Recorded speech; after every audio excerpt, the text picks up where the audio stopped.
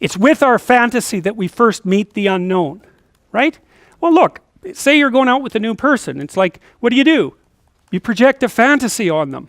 And then you fall in love with the fantasy. And aren't you stupid? Because you're going to find out that the match between your damn fantasy and the actual person is tenuous at best.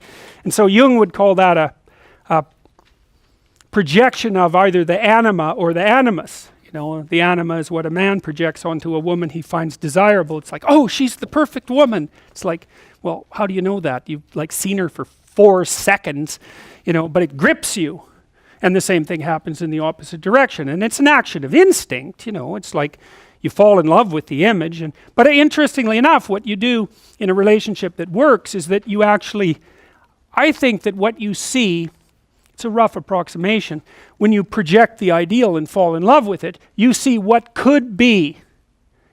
It could be that, but it's going to take you a hell of a lot of work, because like you got no shortage of flaws and the other person has no shortage of flaws, and so you're bringing your flaws together, and that's going to produce a lot of friction, and you're going to have to engage in a lot of dialogue before you approach that level of perfection again. But maybe you can do it. And then you get to live happily ever after. Well, wouldn't that be nice? Well, so the unconscious meets the unknown, and it meets it with imagination and fantasy and dream and art. That's how you take, see, you don't just go from what you don't know to fully articulated knowledge in one bloody leap. You can't do that. You have to extend pseudopods of fantasy and imagination into the unknown. That's kind of what theorizing is like, right? Even scientifically, you know, you don't know something scientifically, you generate a theory. Well, it's an imaginative representation that your unconscious is helping you generate. And so you meet the unknown with fantasy. That's what the unconscious is for. From the psychoanalytic perspective, that's what dreams do. And you can see why. You dream about the future. You know, it's like, well, what's the future going to be like? Well, you have a little imaginative story going on, and it's like, you don't really create it. It's sort of, you watch it unfold. You know, maybe you can tweak it here and there, but it sort of comes to you from wherever the hell things like that come from. You know, the unconscious, that's the psychoanalytic answer. It's not really much of an answer, because it's more like a representation of a place that we don't understand. But that's where creativity comes from. And I mean, some people are really creative right down to the bloody core. So in my clinical practice, I often see people who are high in openness because they're attracted to me because they watch my lectures. And you have to kind of be high in openness to like my lectures.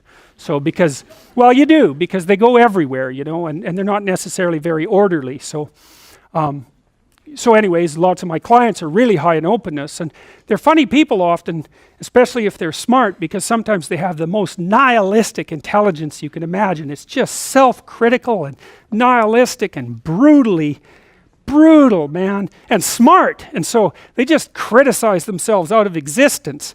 And so often I have to just try to get them to quit listening to their chattering self-critical rationality and go out and create something, you know, with their massive creativity. And as long as they're doing that, they're engaged in the world and happy as hell. But as soon as that self-critical rationality comes in and shuts down the creativity, they're just like walking corpses, you know. And it's because if you're really open, like you're a tree, and it has some trunks, and you know, your most prominent trait is the most lively trunk. And if you're a creative person and you're not engaging in a creative enterprise, you're like a tree that has had its vitality amputated.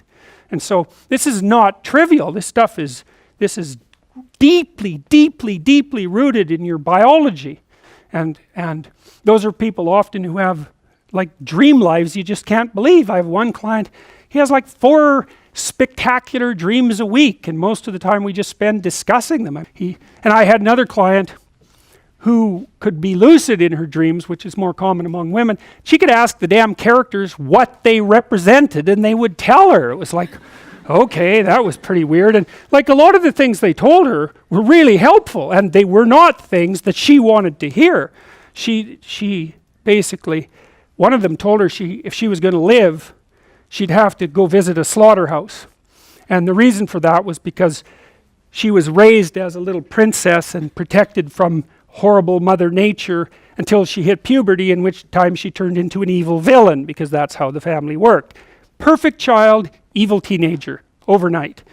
And then, well, that was hard on her, and she wasn't prepared because she thought the world was princess world, and she couldn't go through a butcher store without having a fit. And no wonder, it's no wonder, but you do it.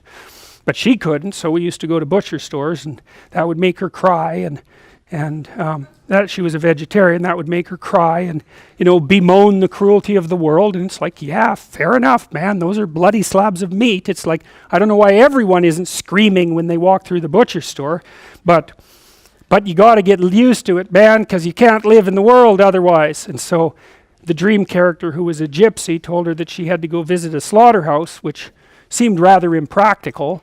And so I asked her if she could think of anything else to do, and she thought, well, why don't we go visit a funeral home and watch an embalming? And I thought, oh, good. That sounds like a fun way to spend a day. And so I phoned up a funeral parlor, and I said I had a client who was terrified of death. Yeah, and I was a therapist who was also a little shaky on the concept myself.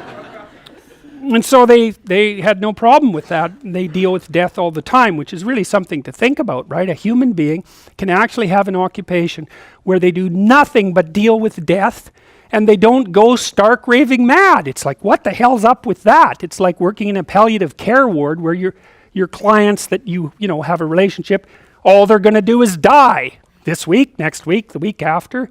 People do that. It's like, those people are tough, man. They're tough. So anyways, we went and watched this embalming, which was, I have a rather high level of disgust sensitivity, so it was a little on the rough side for me.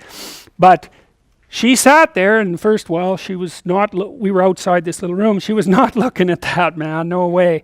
Then she'd kind of go like this, and that was pretty good. And then she'd go like this, and then she'd go like this, and then she watched it.